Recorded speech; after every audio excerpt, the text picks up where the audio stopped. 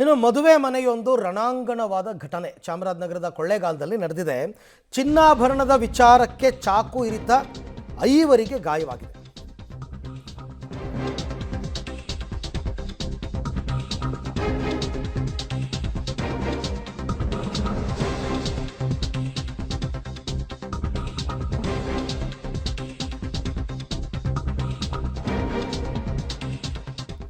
ಮದುವೆ ಮನೆಯಲ್ಲಿ ಸಂಭ್ರಮ ಇರಬೇಕಾಗಿತ್ತು, ಆದರೆ ರಣಾಂಗಣವಾಗಿದೆ.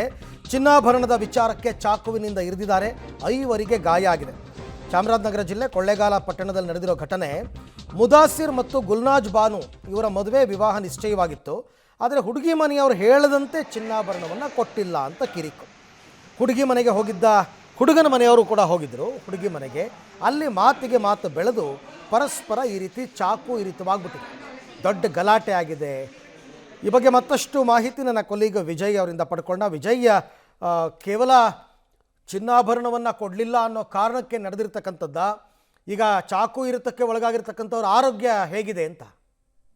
ಅರವಿಂದ್, ಈ ಮದುವೆ ಮನೆಯಲ್ಲಿ ಇಂದು ಸಂಭ್ರಮ ಮನೆ ಮಾಡಿಬೇಕಿತ್ತು ಅಂತ ಹೇಳ್ಬೇಕಿತ್ತು. ಯಾಕಂದ್ರೆ ಎರಡು ಕುಟುಂಬಸ್ಥರು ಕೂಡ ನಿನ್ನೆ ರಾತ್ರಿ ಕೂಡ ಒಂದು ಶಾಸ್ತ್ರಗಳನ್ನೆಲ್ಲ ಕಂಪ್ಲೀಟ್ ಮಾಡಿದ್ರು. ಆದ್ರೆ ಏಕಾಏಕಿ ಒಂದು ಚಿನ್ನಕ್ಕೆ ಡಿಮ್ಯಾಂಡ್ ಮಾಡಿದ್ರು ಅನ್ನೋ ಹಿನ್ನೆಲೆಯಲ್ಲೇ ಈ ಒಂದು ಮದುವೆ ಇದೀಗ ಮುರಿದು ಬಿದ್ದಿರ್ತಕ್ಕಂಥ ನಾವು ಕಾಣ್ತಾ ಇದ್ದೀವಿ. ಅದರಲ್ಲೂ ಕೂಡ ಚಾಕು ಇರಿತ ಮತ್ತೆ ಪರಸ್ಪರ ಬಡಿದಾಡಿಕೊಂಡಿರ್ತಕ್ಕಂಥ ಪ್ರಸಂಗ ಕೂಡ ನಡೆದಿರ್ತಕ್ಕಂಥ ನಾವು ಕಾಣ್ತಾ ಇದ್ವಿ.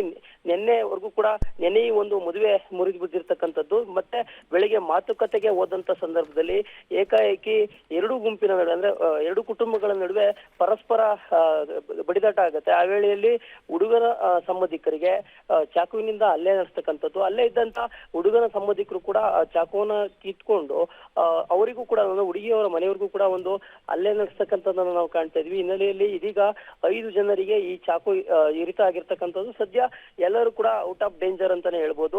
ಇದಕ್ಕೆ ಹೆಚ್ಚಿನ ಚಿಕಿತ್ಸೆಗಾಗಿ ಕೊಳ್ಳೇಗಾಲದಿಂದ ಮೈಸೂರಿನ ಆಸ್ಪತ್ರೆಗೆ ರವಾನೆಯನ್ನ ಮಾಡಿರ್ತಕ್ಕಂಥ ನಾವು ಕಾಣ್ತಾ ಇದ್ದೀವಿ. ಮತ್ತೆ ಇಲ್ಲಿ ಇರ್ತಕ್ಕಂಥ ಈಗ ಪರಿಸ್ಥಿತಿಯನ್ನ ತಿಳಿ ಮಾಡ್ತಕ್ಕಂಥ ಒಂದು ಕೆಲಸಕ್ಕೆ ಪೊಲೀಸರ ಭದ್ರತೆ ಕೂಡ ಒದಗಿಸಿ ಕೊಟ್ಟಿರ್ತಕ್ಕಂಥ ನಾವು ಕಾಣ್ತಾ ಇದೀವಿ. ಆದ್ರೆ ಚಿನ್ನಾಭರಣ ವಿಚಾರಕ್ಕೇನೆ ಯಾಕೆ ಈ ರೀತಿ ಆಯ್ತು ಅನ್ನೋದೇ ದೊಡ್ಡ ಪ್ರಶ್ನೆ ಆಗಿರ್ತಕ್ಕಂಥದ್ದು ಅರವಿಂದ್. ಅದರಲ್ಲೂ ಕೂಡ ಈ ಹುಡುಗ ಮತ್ತೆ ಹುಡುಗಿ ಇಬ್ರು ಕೂಡ 3 ವರ್ಷಗಳಿಂದ ಪ್ರೀತಿ ಮಾಡ್ತಾ ಇದ್ರು. ಪ್ರೀತಿ ಮಾಡಿ ಪರಸ್ಪರ ಒಪ್ಕೊಂಡೇ ಈ ಒಂದು ಮದುವೆಯನ್ನ ಮಾಡ್ಕೊಳ್ಳಿಕ್ಕೆ ಮುಂದಾಗಿದ್ರು ಅನ್ನೋ ಮಾಹಿತಿ ಕೂಡ ಸಿಗ್ತಾ ಇರ್ತಕ್ಕಂಥದ್ದು ಅರವಿಂದ್. ಥ್ಯಾಂಕ್ ಯು ವಿಜಯ್, ತಮ್ಮ ಎಲ್ಲ ಮಾಹಿತಿಗಾಗಿ.